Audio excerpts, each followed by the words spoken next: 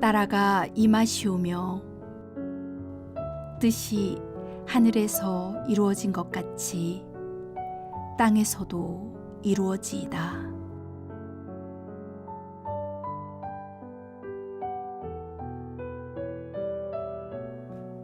천국 혹은 하나님 나라는 한마디로 하나님의 다스리심이 나타나는 곳입니다. 저 죽어서 가는 천당이 아니라 하나님께서 우리 마음을 다스리시면 우리 마음이 천국입니다. 어떤 사람이 유명한 부흥사 이성복 목사님께 천국을 보여주면 믿겠다고 이야기했답니다. 목사님의 대답입니다. 천국을 보여드릴 수 있습니다. 바로 제 마음이 천국입니다. 천국 본점은 보여드릴 수 없어도 지점을 보여드리겠습니다. 하나님께서 가정을 다스리면, 그래서 부부가 사랑으로 하나 되고 자녀들이 주 안에서 순종하면 가정이 천국입니다. 하나님이 다스리시는 교회가 천국입니다. 그러나 교회 안에 하나님의 다스림 대신 다툼을 일삼고 분열되면 그곳이 지옥입니다. 이 세상 끝에 예수님께서 다시 오셔서 이 땅에 완전한 하나님의 통치가 이루어지는 나라를 세울 것입니다. 천국의 완성입니다.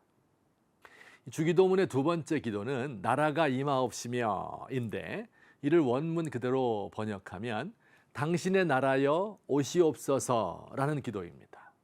악한 세상에 하나님의 통치가 나타나기를 간구하는 기도입니다. 이런 질문이 듭니다.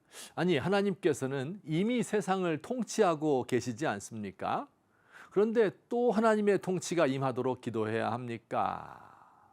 과연 우리가 사는 세상은 하나님이 다스리시는 곳일까요? 아니면 마귀가 다스리는 곳일까요? 정답은 둘 다입니다. 이 세상은 원래부터 하나님의 통치를 받는 천국이었고 지금도 하나님께서 주권을 가지고 다스립니다. 그런데 세상은 또한 동시에 마귀의 나라이기도 합니다. 마귀는 하나님의 왕권을 찬탈하였고 세상은 마귀의 나라가 되었습니다. 아니, 어떻게 한 나라가 동시에 천국이기도 하고 마귀의 나라이기도 할 수 있습니까? 그럴 수 있습니다. 예를 들어 일제강점기 우리나라의 경우를 생각해 봅시다. 원래 우리나라는 유구한 역사를 자랑하던 주권 국가였습니다. 그런데 1910년 일제가 국권을 강탈하여 총독부를 세우고 불법적으로 통치하기 시작했습니다. 이에 맞서 1919년 4월 상해 대한민국 임시정부 3권이 분립된 민주공화국을 세웠죠. 자, 그러면 1910년부터 해방될 때까지의 한반도는 일본의 주권 하에 있는 일본의 영토입니까? 아니면 대한민국의 영토입니까?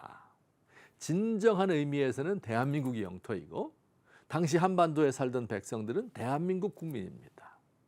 그러면서도 실제로 한반도는 조선 총독부의 지배를 받는 일본의 일부였습니다. 일본 정부의 국법에 따라 살고 일본 정부의 세금을 바치고 일본을 위하여 전쟁에 나가야 하였습니다. 예수님이 가르치신 기도, 당신의 나라여 오시옵소서, 이것은 이렇게 마귀에게 빼앗긴 하나님 나라를 되찾고자 하는 간구를 담고 있는 기도문입니다. 빼앗긴 나라를 회복하기 위하여 필요한 것이 무엇일까요? 한반도에 대한민국이라는 나라가 오기 위하여는 어떤 일이 벌어져야 합니까? 일본과의 전쟁에서 승리해야 되죠. 일본을 몰아내고 국민을 해방시키고 중앙청에 태극기를 꽂고 진정한 주권 국가임을 세계 만방에 알려야 합니다. 그런데 이게 다가 아닙니다. 전쟁에서 이겼다고 끝나는 것이 아닙니다. 일제의 잔재를 몰아내고 일제에 부역하였던 사람을 처형하고 일본식 법률 체제와 천황제에 기초한 일본의 통치 구조를 다 바꿔야 됩니다. 니폰도를 차고 학생들을 군인 다루듯 하는 일본식 교육 제도를 없애야 하고 독도는 일본 땅이라고 하는 일본식 역사 교육을 폐지해야 하고 식민지 통치가 우리나라 근대화에 도움을 주었다고 하는 식민사관을 뿌리 뽑아야 합니다. 우리가 하나님 나라가 임하시옵소서라고 기도할 때 이런 일이 일어나기를 소원하는 것입니다. 나 혼자 예수 믿고 죽어서 천당 가는 것이 아닙니다. 천국이 이 땅에 임하는 것입니다. 마귀가 지배하던 모든 제도를 바꾸고 가치를 전복시키고 사람을 변화시키는 것입니다.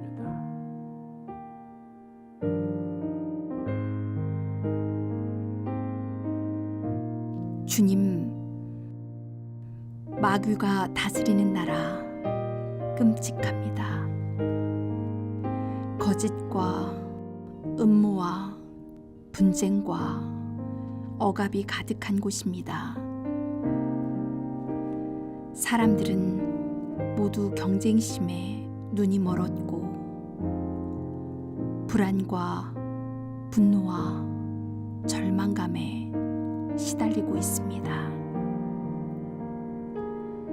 우리 주님이 다스리는 정의와 평화의 나라는 언제나 오는 것입니까? 주님의 나라여, 어서 오시옵소서. 저는 진정한 해방을 기다립니다.